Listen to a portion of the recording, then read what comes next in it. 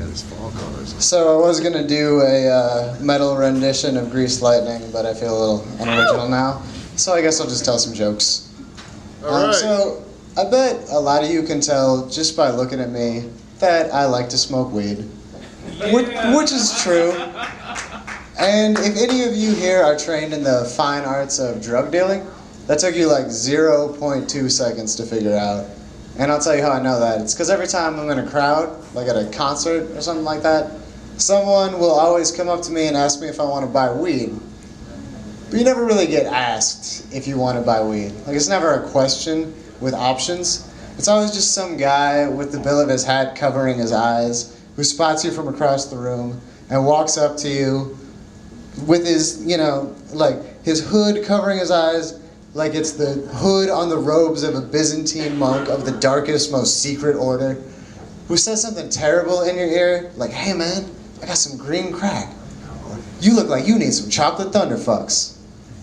Like, oh shit, that was way too weird, like a little too aggressive for something as harmless as weed.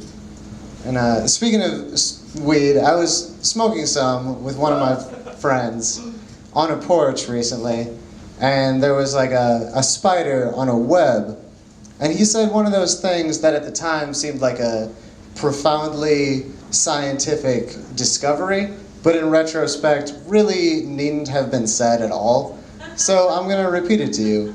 What he said was, "Hey man, spiders have it made, because they could never be homeless, because if they lost their house, they could just poop out another one and it would feed them."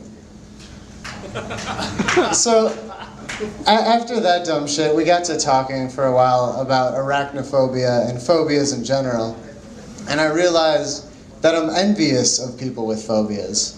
Not homophobia, because that's not a real phobia. It's not like homophobic people ever like break out in sweats and have to leave a situation when a Tegan and Sarah song comes on. But I'm envious of phobias because it seems like it would be nice to just be afraid of one specific thing, as opposed to people like me who just have a general sense of dread about all of existence. Like, people with arachnophobia wake up and say, "Hey, I hope I don't see a spider today." People like me say, "Hey, I hope I don't see a glimpse of the inner struggle that I call my life today." Alright, I'll leave you with this political bullshit. Gay marriage is one of the defining issues of our time. And it's on the ballot in this state in November. And if you have any empathy or a sense of justice whatsoever, vote in favor of gay marriage. So vote no on not letting not straight people be not lonely. Or however the roundabout language on the ballot goes, designed to confuse everybody. But, homophobes, they annoy me, but they don't really piss me off. It's the people who try and mask their homophobia that piss me off. Like, I bet you've heard this before. People saying something like, no, I don't hate gay people. I'm not a homophobe. I just don't think we should redefine the term marriage. Like, the definition of the word is the real issue here. Like, these people all work for Merriam-Webster and aren't just bigots. Like, if you think like that, that's like someone in 1964 saying, no, I don't hate black people. I'm not a racist. I just don't think we should redefine the term voting rights.